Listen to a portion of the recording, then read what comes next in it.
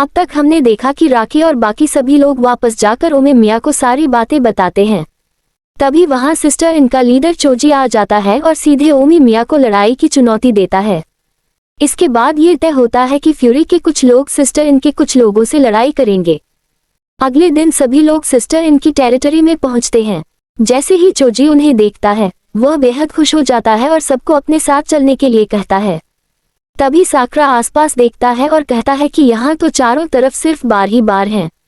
Sister इनकी पूरी territory बाज से भरी हुई है और ये इस डिस्ट्रिक्ट का सबसे बड़ा बार माना जाता है।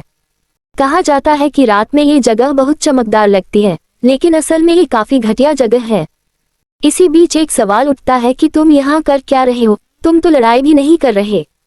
इस पर जवाब मिलता है कि वो भी उस दिन वहां मौजूद था, यानी वह भी इस मामले में शामिल है।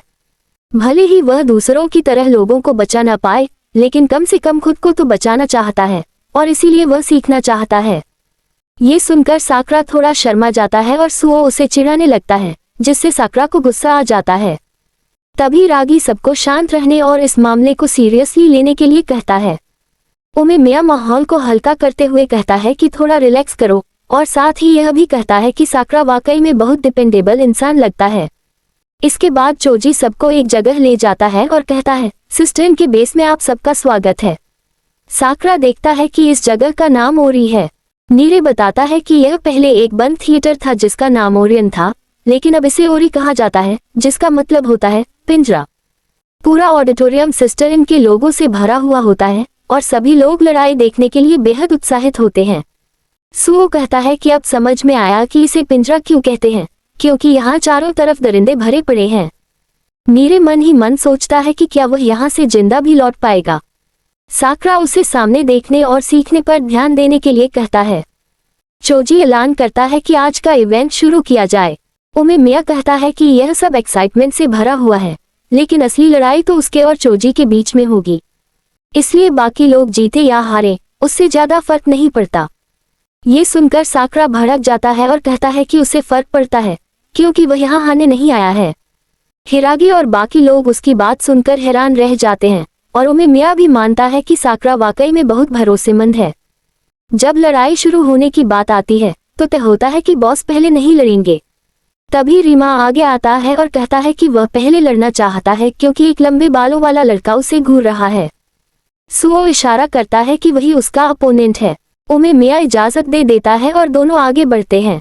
साकरा उतारो से कहता है कि उनकी लड़ाई अभी खत्म नहीं हुई है और वह किसी भी हालत में हारना नहीं चाहिए।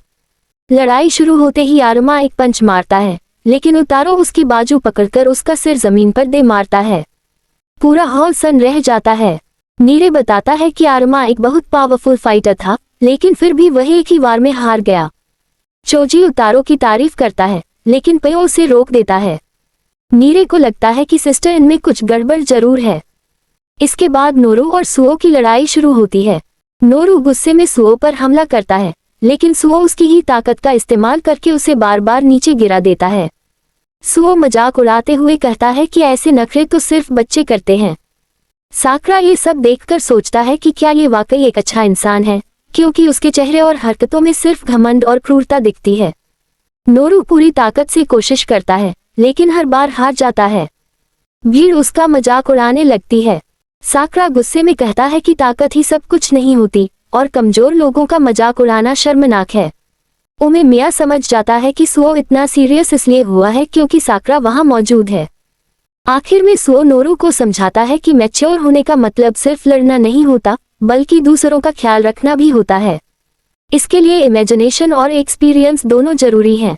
नोरू डर जाता है और लड़ाई रोकने की गुहार लगाता है।